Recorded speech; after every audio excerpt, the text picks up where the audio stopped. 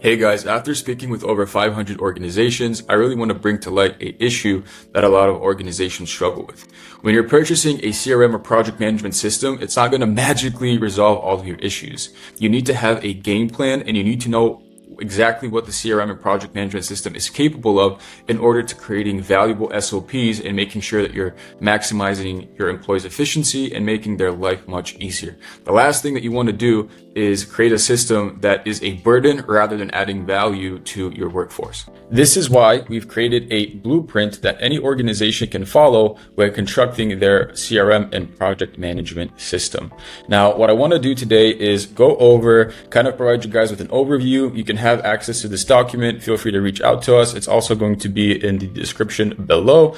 But I want to just showcase some things and some logic to get your creative juices flowing when you're creating your system internally. Now, the first thing, the foundation is the CRM. Why? Because if you're not making money, you're going to go bankrupt, right? So we need to think about how we're going to be constructing our CRM system, and we need to start with the foundation, which is leads. Now, where are these leads going to be coming in from? Do we want it to be a manual input? Do we want to have an automation? I always strive for automations, and you need to think about what sources and tools you're going to be using. For example, if you're using a third-party app, are you going to be exporting that file and integrating it into your CRM, or are you going to be creating an automation with the current CRM that you're using? So something that we create for a lot of organizations, since we always, as I mentioned, strive for automation, is creating a form function, which can be actually embed within your website, within your Google Ads, email marketing campaigns, whatever the use case. Just give me a couple of seconds to fill it out. Okay, as we can see, the last person is Jose. I'm going to hit submit, and we can automatically see how Dill was added into the system. Now, once we have the lead into the system, we need to think about next steps. Okay, so he came in, he's interested in our services. What now? Well, in Monday, we can create an assign to column that automatically adds a person to that prospect. So if I'm on the sales team, I get a notification, and we all know that speed is extremely important when it comes to sales. Why? Because people are reaching out to our competitors. They're interested in our services. They might be ready to purchase. We need to call them, email them, or just communicate with them as soon as we can. And this tool allows us to do exactly that. Now, once I get a notification, I can come into the CRM, and I need to know the most important metrics. For example, what is this person's phone? What is their email? What type of requests? Okay, they're interested in security systems. What is their budget? And what is the urgency of requests? For example, it's immediate. He's looking for our services right away. Now, you need to sit down with your team and think about what columns, as in what information is most important to you to know to help your sales team to maximize their efficiency and get as much sales as possible. This is why teams need to think about the lead assessment logic. So who owns which lead type? How leads get assigned? Is it going to be a round robin? Is it going to be based on territory, a service type? What prevents fairness, disputes, and lead hoarding in our organization? What is going to be our fallback rule if someone's out of the office? So how do we keep our pipeline flowing even when someone is unavailable? A nice illustration of this is, let's go to, for example, I'm interested in Danny. I can see that the prospect is ready for proposal. I click Danny's account, I go to emails and activities, and I can see all the email historical records of what we communicated with this prospect. What this allows me to do is quickly go over everything in one structured place and pick up the phone and pick up the conversation from where it last ended. This allows us to maximize our efficiency across the board with our sales members if someone is missing. Okay. Every sales team has top performing reps. So if someone comes in and if their budget is over, for example, $100,000, I want to automatically assign our top performing closers in order to maximize the chance of that prospect becoming a valuable client. And this is why it's extremely important to sit down with your team and have that conversation, because you need to have your sales pipeline. Every organization has a different process and different KPIs that they're looking for. So when we come back to our Monday board, we can see for this example that we have new leads, which current leads are in progress, who's ready for a proposal, if the proposal was sent, and then we actually can create the project and send it over to our development team. And really sit down with your team and think about your whole sales pipeline so you can construct it as effectively as possible, and think about what things you can automate. For example, if I add a new person here, I'm going to do it manually because I don't want to go through the form again. Let's say Maria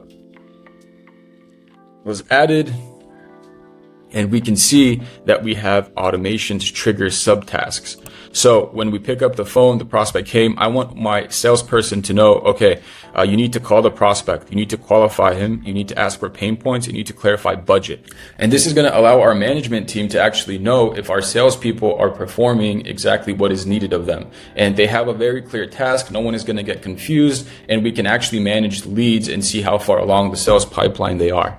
Now, what this automation also allows us to do is make sure that our management team can really see that Emil, which is myself, he called a prospect, but he hasn't qualified him yet. What is the bottleneck there? What is wrong? What can I assist with?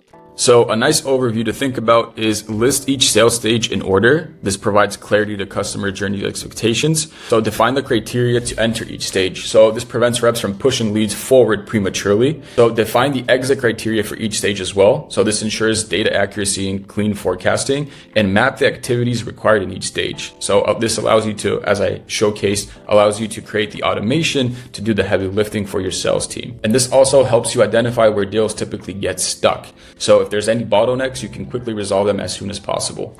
So at the end of the day, a CRM cannot fix a broken sales process. It only exposes it, right? So SOPs ensure consistencies across reps and reduce the risk of human error. So think about lead outreach expectations. What is the speed that we want people to actually respond to leads? What is the frequency? What is the method? Are we calling them? Are we emailing them? Are we sending text messages? What is our follow-up strategy and the timeline within that strategy? This ensures that leads don't go cold. And discovery call requirements, what do we need to identify with that prospect? What pain points? The qualification requirements? What turns a prospect into a qualified lead? If we go back to Monday, we can see, okay, so for this example, we have a budget range, which is, okay, I can see the prospect has $60,000 and the urgency of request is immediate. You can modify these columns as to your liking, whatever is important for you, but make sure that you sit down and have these columns figured out before you're constructing the CRM itself, because it'll really allow you to maximize the sales efforts. Another thing that you need to think about is when a prospect doesn't actually respond and he is considered dead, what do? Do we archive them? Do we delete them? We need to make sure that our CRM is clean as possible in order to decrease chaos and make sure that no one is confused.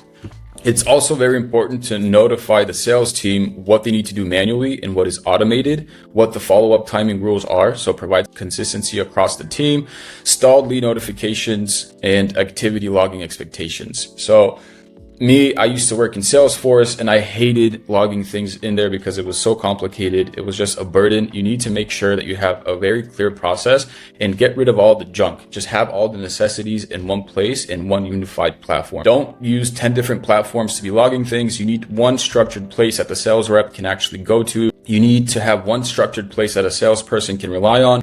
When you're in sales, you're speaking to hundreds of prospects per day maybe, and the last thing I want is to forget something or to not log anything effectively.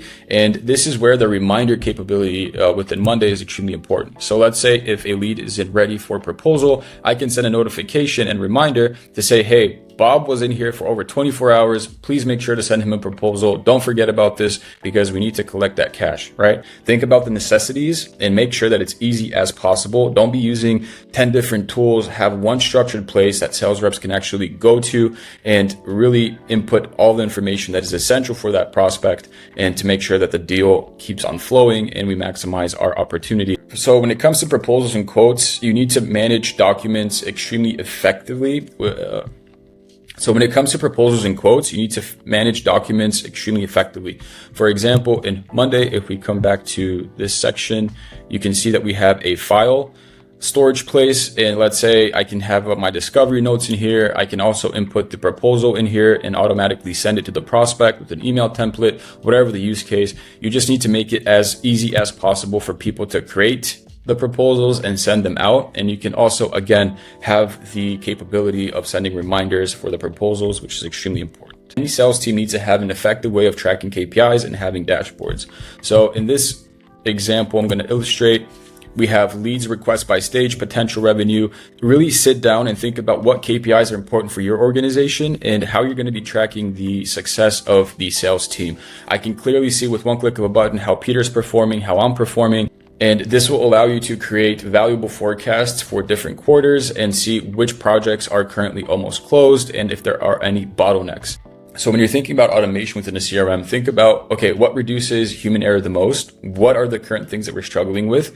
And what will reduce manual work in order to save our sales team as much time? Think about follow-up reminders, the stage-based task generation, for example, what enforces your sales process, automating communication. This improves the customer experience at scale, and installing active deal alerts. So this helps leaders coach reps and save stuck deals. Another thing that we need to think about is permissions and data governance. So I don't want my salespeople to see how other reps are performing. I don't want them to see the deals that they're closing. I only want them to see their performance, their deals, and what they have in their pipeline. Good governance prevents accidental data deletion, inconsistent reporting, and compliance risks. So things to think about: who can edit pipeline stages, who can delete or export data, which teams can see which boards and pipelines. So this limits confusion and increases focus, and access to external partners. This is optional, but ensures compliance and security again.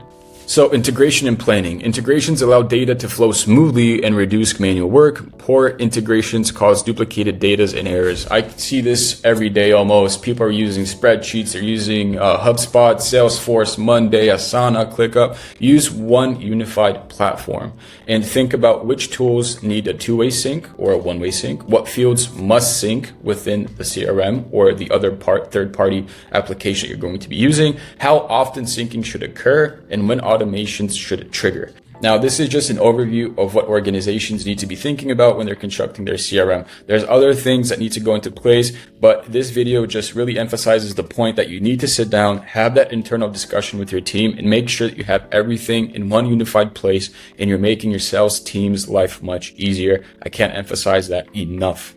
And we're going to be coming out with a project management video within a couple of days as well. So make sure to subscribe, like the video.